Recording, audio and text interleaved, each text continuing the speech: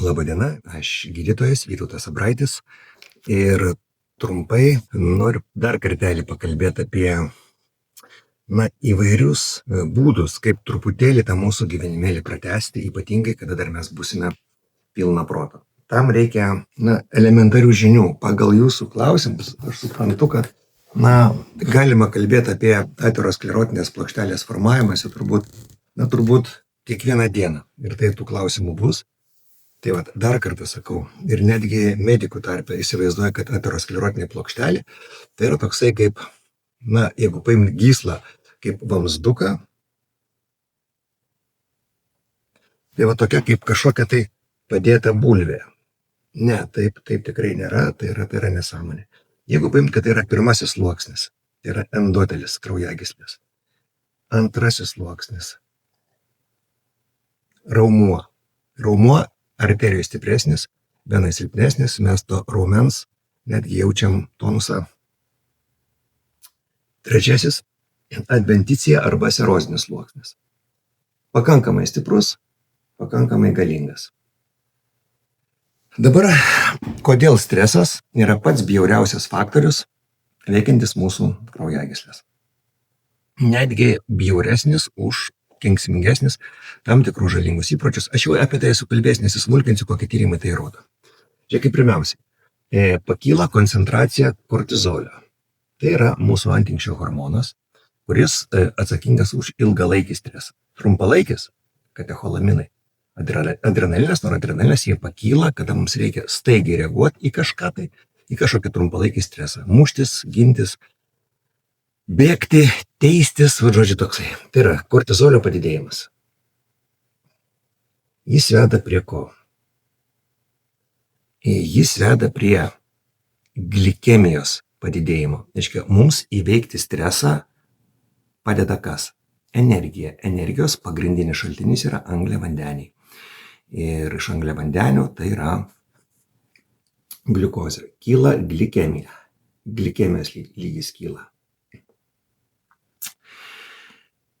Glikemija tai yra vienas iš pagrindinių mūsų kraujagyslių uždegiminės reakcijos sukėlėjų. Yra taip pat įvairūs toksinai, alkoholis, šlapimo rūgštis, tai yra tiem žmonėm, kurie serga podagra. Bet glikemija yra praktiškai visiems. Aukštas gliukozės kiekis sukelia endotelio uždegimą, ką geriausiai įrodo senesnės kartos diabetikų baigtys su amputuotom galūnėm, ten būna, kad abi kojos žmogui, ranka amputuota, esu pats matęs tos žmonės. Dabar, kada jau yra kompiuterinis sekimas, automatizuota, jau be abejo iš tų komplikacijų yra žymiai mažiau, bet hiperglikemija užklijuoja kraujagyslę, paprastai šnekant. Kaip toliau viskas eina? Mūsų organizmas yra labai gerai išdirbta sistema. Ir kada gaunamas signalas, kad yra per daug ilgas kortizolio kiekio padidėjimas, per daug ilgas glikemijos padidėjimas, įsijungia mūsų kepenys ir ima sintezuoti cholesterolį, mažo tankio lipoproteinus, didelio tankio lipoproteinus, trigliceridus, kurie taip pat yra dar mažesnio tankio lipoproteinai. Reiškia, glikemijos padidėjimas, manykim, kad glikemija į tuos egzotiškus nenukrypkime, padidėja ir cholesterolio kiekis. Mažo tankio cholesterolis nusėda ant kraujagyslių. Ir kaip jisai papuola į aterosklerotinę plokštelę, kaip jinai formuojasi. Mažo tankio lipoproteinai difunduoja per kraujagyslės endotelį gilyn, tarp raumeninio sluoksnio ir tarp endotelio. Tai yra, vidinės savotiškai galima vadinti gleivinė, nors tai nėra tipinė gleivinė, bet tiesiog, kad būtų trumpesnė kalba. Jo difundavimą palengvina kortizolis. Kortizolis sukelia kraujagyslės sienelės pralaidumo padidėjimą.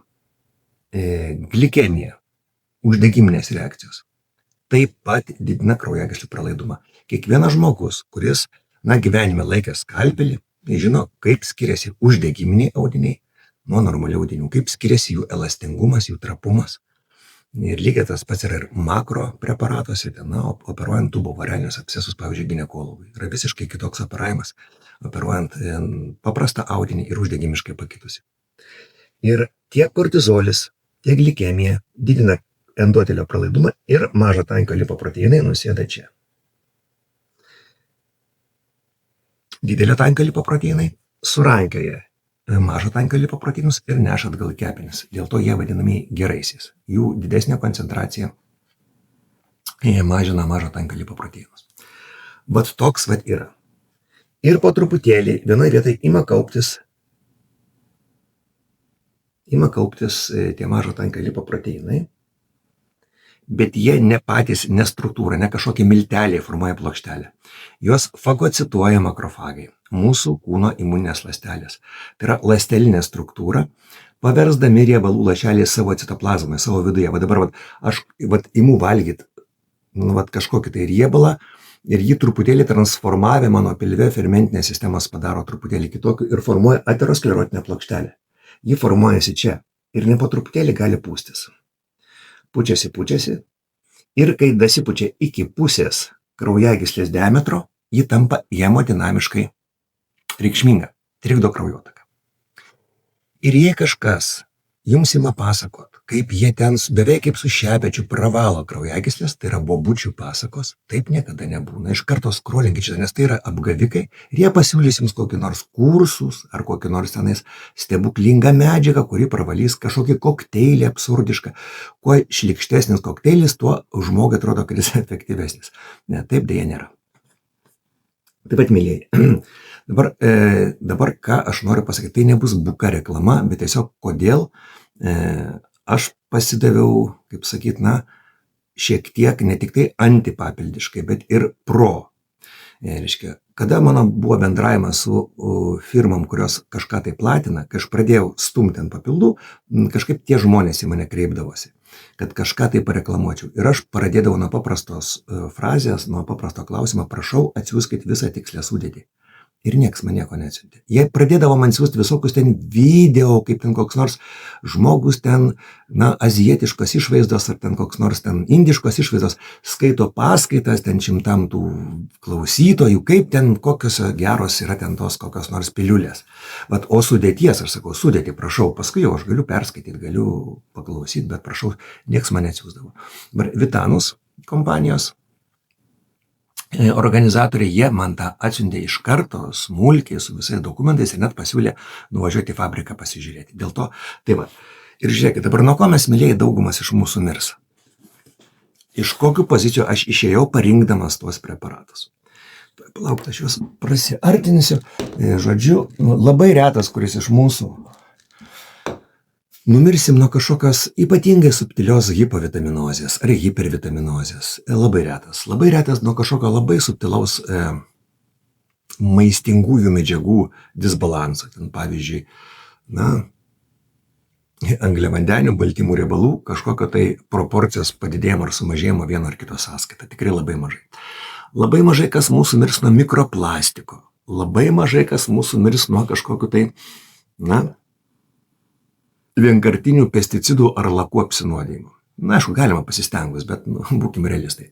O didžioji dalis mūsų numirs nuo paprastojo bukojo persivalgymo, tai yra kalorijų pertekliaus, nuo paprastojo bukojo nejudėjimo, kas su kalorijų pertekliumi sudaro palankės sąlygas vystytis šitai plokšteliai.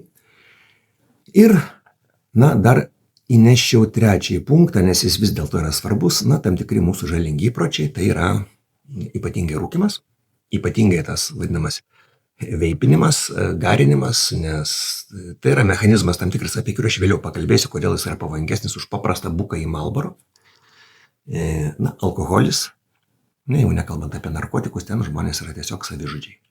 Tai dabar kodėl šitos tris? Jie veikia, preparatai Vitanus veikia į visus tris komponentus. Pirmiausia, ašvaganda. Taip, tai yra anksiolitikas ir miegą įtakojantis preparatas. Jis veikia į kortizolį. Yra įrodyta, kad ašvaganda statistiškai patikimai mažina kortizolio koncentraciją kraujyje. Nėra labai lengva žmogui kokios nors meditacijos ar saviįtaigos būdu, autoindukcinio mąstymo būdu, ten mindfulness technologija, nusispjauti viską, kas vyksta aplinkui, nes nerimas mums keliamas ypatingai profesionaliai. Tai ašvaganda įtakoja būtent kortizolio komponentą. Glikemija. Glikemija įtakoja berberinas ir ne veltui jis yra vadinamas gamtiniu metforminu. Berberinas, natūrali medžiaga iš Lietuvoje puikiai augančio augalo raugerščio, kurio aš 2 krūmus pasisodinau Kulautuvoje. Pagaliau radau, ačiū Valdai jums už juos. Jis glikemiją, sutvarko glikemiją, nepilnai galima pasistengus be abejo ją išlaikyti aukštam lygyje, bet jis įtakoja labai teigiamai. Taip pat berberinas įtakoja cholesterolį. Antras jo pagal stiprumą poveikis. Ciberžolė yra stiprus antioksidantas. Jos poveikis yra toks. Įtakoja cholesterolį, lipidogramos rodikliai ilgalaikio ir teisingo ciberžolės vartojimo metu gerėja. Taip pat ciberžolė yra stiprus antioksidantas. Berberinas kur kas silpnesnis. Ir antioksidantai, jie įtakoja kraujagyslės pralaidumą. Kas yra oksidantai? Aš jau kalbėjau, gal porą kartų, labai trumpai mūsų organizme veikiančios labai agresyvios medžiagos, kurios tiesiog sušaudo ląstelės membraną, kai kurios išgyvena, kai kurios neišgyvena ir tas sąlygoja kraujagyslės pralaidumą. Ciberžolė veikia teigiamai. Tiek į cholesterolį, tiek į kraujagyslės pralaidumą. Jeigu yra tokia plokštelė paprasta, jūs nuo jos vargu ar mirsit. Mirštama tada, kai ta jau užaugus plokštelė suplyšta. Suplyšus plokštelė išlaisvina daugybę medžiagų, kurios yra nebūdingos mūsų kraujui, nebūdingos mūsų elementariai kraujo tėkmei. Mūsų organizmas gelbstisi, bando tą vietą apriboti, formuodamas trombą. Ir trombas gali būti per didelis ir užkimšti visą kraujagyslę arba labai didelę dalį tos kraujagyslės.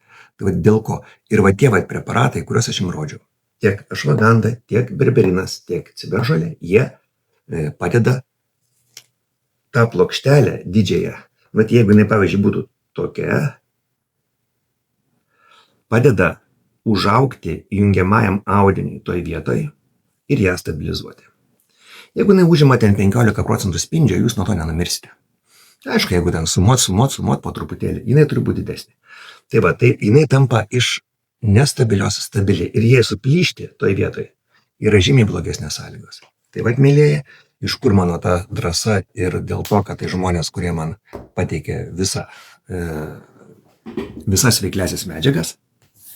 Ir dėl to, kad pagrindinės Lietuvoje lygos yra širdies kraujagyslių lygos, nuo kurių yra mirštama. Tai jau dabar gana garsiai kalbama, jau kiti žmonės įsijungia, kad tai nėra kažkoks, išskirtinai kažkoks nešioks netoks izoliuotas cholesterolio kiekio padidėjimas, ką labai ryžtingai gydo mums preparatais, kurie dėja yra iki gyvos galvos praktiškai. Dėl to ir kol kas rekomenduoju, be abejo, galima ir visiškai nieko nenaudoti, tiesiog susitvarkyti savo mitybą, susitvarkyti savo judrumą, ko žmonės labai nenori daryti, nes trūksta ko? Valios, mielieji. Aš tą labai gerai žinau, nes mano aplinkoje tiek tų tokių žmonių ir dar su kokiu užsidegimu jie šneka, kad taip, aš ten nevalgau, kad tu čia nusišneki. Tiem žmonėm, mano minėti preparatai, jie tikrai gali padėti, nes, tai yra truputėlį tokio lengvo laipsnio tinginio išsigelbėjimas.